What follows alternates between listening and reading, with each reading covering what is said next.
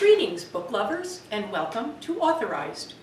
We are delighted to welcome a local author, former prosecutor, and mayor who has written a very timely book celebrating the 100th anniversary of Frank Sinatra's birth. Richard Muti is a local New Jersey writer and the former mayor of Ramsey, New Jersey. Mr. Muti spent 19 years as a trial prosecutor and has also taught writing, American government and politics, criminal justice, and history at 3 New Jersey universities. He's a graduate of the U.S. Naval Academy, Harvard Business School, and Rutgers Law School, as well as a former Navy pilot. Muti also served for 6 years on the Ramsey Board of Education as a trustee for the public school system. Welcome to Authorized, Mr. Muti. Let's begin with you telling us a little bit about yourself. Well, thank you, Arlene. I think you covered my biography pretty well. I grew up in Ramsey. It was quite an honor to be mayor of my hometown. My family's been there since 1911. We were one of the first Italian immigrant families in that town. Wow. I moved away for a while I was in the Navy, of course, and while I was employed in the real estate industry in Illinois. But I came back to Ramsey, and I've lived there again since 2000. Mm-hmm. Let's talk a little bit about The Charmer. You Yes. co-authored with Charles Buckley. It's a very dark subject about a serial rapist and double murderer. How do you work on something like that? Do you take that work home with you? How do you get away from that? Well, as you mentioned, I was a trial prosecutor for 19 years, so I'm not necessarily emotionally involved with the cases I was prosecuting. I could look at them from a detached standpoint. Charles Buckley, my co-author in that book, got me interested in writing the book because he was the prosecutor who ultimately put Reldon away for life, convicted him after 2 prior prosecutions had failed. And so Charles had saved a lot of his original materials when he was prosecuting the case, and we had that rich bounty of original source materials with which to do our research and come up with the book. And it really did well. It was an award finalist in the USA Book News Best Book category, and I was very pleased with the reception. It was also a audiobook for the blind selected by the New Jersey State Library, so it did well, and we had no trouble telling the story. It was kind of a dark story, but it was a story of a criminal justice system that didn't work, that allowed this killer to go out free time after time with sweetheart plea bargains and perhaps too lenient judges in the sentencing process. Tell our viewers a little bit about the story. Reldon was a Bergen County boy. He grew up in Fort Lee. He was born in New York City, but he grew up in Fort Lee, graduated from Fort Lee High School, began his criminal career as a Fort Lee junior at 16. Petty theft, purse snatching from women, and graduated to burglaries, weapon possessions, and finally sexual molestations of women, until finally rape and then murder. He was a serial rapist and abducted 2 women in 1975 and killed them both so that they would not live to testify against him. It was quite a fascinating story, and we get into it in great detail. And your new book, Chandani, the Sinatra Legend at 100, Yes. very different. Very different. Happy and timely book. What Happy made you book. write it? Well, I've been a Sinatra fan since my teenage years, growing up in Ramsey, going to Ramsey High School. I grew up listening to his records. My parents were big fans of his, and so I kept up my interest growing up, all through the Navy and everything else. And I knew that his 100th anniversary was coming up. It was actually December 12th, 2015, 100th anniversary of his birth. And so, as any writer knows, he'd like a hook to get public interest in a particular writing project, and so I knew that that would be a hook. And I was able to research the book and write it all within about a year's time of full-time work. It's a happy book, but it's also a dark book because it tells both sides of the Sinatra story.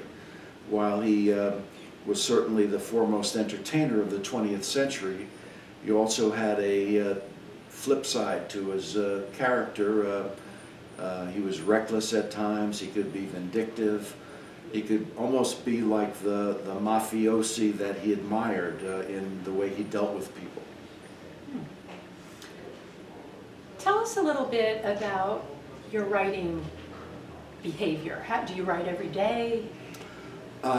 When I'm beginning a project and I'm immersed in that project, I write every day. A lot of writers talk about having writer's block and sitting down at the word processor or typewriter and sitting there for hours staring at a blank page or a blank screen. When I sit down, I start writing, and that is my inspiration, actually sitting down and writing. And I get right to it. I usually have the research to back me up. Most of my books have been nonfiction, so I have that research ahead of time. Cent'anni is my 6th book, and I just get right to it. When I have a project, I want to complete it, and I go full steam ahead. Do you have someone who edits it for you? Well, my publisher had an editor. Both books were professionally edited by publishers' representatives. I always had final say on the final edit, and I was very happy with the cooperation I received from both publishers. Did you give both books their title? I did. I did. I particularly like the title for Cent'anni. Of course, in Italian it means 100 years, and it's also an Italian toast that Sinatra would often use. He would toast his audience with a drink saying Cent'anni, which meant he wishes them 100 years. It's a toast used at Italian birthday parties, wishing the celebrant 100 years of life. Mayor Muti, who are some of your favorite writers? As far as nonfiction writers, I like very much Doris Kearns Goodwin, who wrote several books about Lincoln, about Lyndon Johnson and others. I also like Caro's series on President Johnson, the trilogy that he wrote, wonderful books. And as far as nonfiction, other nonfiction authors, I really just finished reading a book about Benjamin Franklin by Banks. It was written several years ago, but I picked it up recently and read it, loved it. So even though you're a nonfiction reader, can I ask who your favorite fictional character might be? Certainly.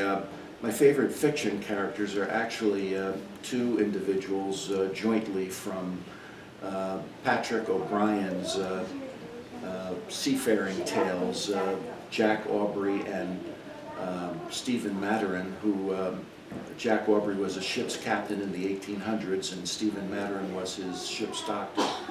And O'Brien wrote a series of about 18 or 20 books on their adventures, and I've reread that series probably twice in the last 10 or 15 years. I really enjoy it. I pick something up every time I pick up the book for a second time. It's so ironic that you say that. The first author we ever interviewed for Authorized, Beatrix Williams, a historical fiction writer, named the same author as one of her favorites. That is amazing. Yeah, small world. Tell us what you're working on now. I haven't decided. I'm spending most of this year promoting Cent'anni, the Sinatra Legend at 100. I've got more than 40 book signings lined up for the book in 4 different states. I've already had a dozen or more book signings, so I'm devoting most of my energy this spring and early summer to that. And probably in July or August I'll start thinking seriously about another project. at age 76. I don't have too many more projects ahead of me, I don't think, so I want to not waste too much time in between projects. You must have some ideas. Yes, I do. But they're... I don't want to share them because I really haven't selected where I'm going yet for the next project, and I'd hate to get people's hopes up that it's going to be one thing and then it turns out to be another. Sure. Mayor Muti, is there anything else you'd like our viewers to know about you? No, I really enjoy interaction with my readers. My email address is Richard Muti, my name, at AOL.com. If you read one of my books and you have any questions or comments about it, email me and you'll get a response probably within 24 hours if I'm not away from home. I know you've done a lot of library visits. I have, and I've got many more coming up. Ramsey Library, my hometown, I'm going to be there on April 3rd, but I've got probably another 24 library visits, mostly in the Buckles system, but outside of Buckles too.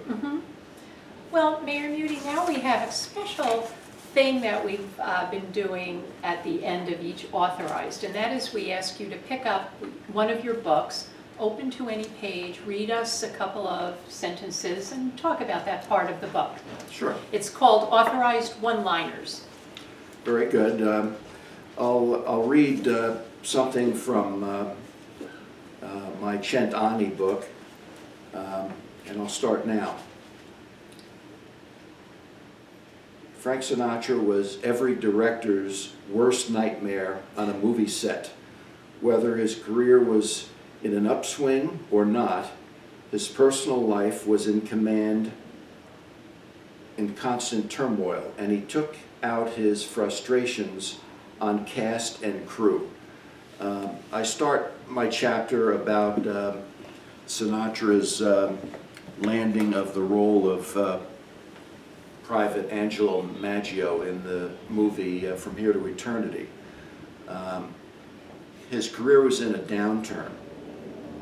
Directors and movie producers weren't willing to take a chance on him because he would walk off the set, he would cost the producers money, he would be in a temper tantrum every other day on the set.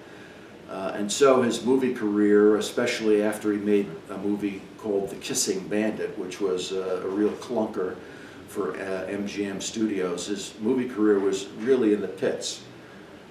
He read James Jones's novel, From Here to Eternity, and he saw the role of Maggio as a possible turning point in his career, the opportunity to turn that career around. He pestered the studio head, Columbia Pictures head, Harry Kahn, endlessly to get that role. And finally, after all of that pestering, Harry Kahn agreed to give him a screen test for the role. Sinatra nailed the screen test, and he won that movie role based on the talent he showed, the raw acting talent he showed in portraying Maggio in that screen test. It was the turning point in his career. He correctly foresaw it as something that would really make him a star again, and it did. Well, thank you, Richard Muti, Thank for you. joining us at Authorized. And thank you all. Check back soon for more inspiring interviews with inspiring writers.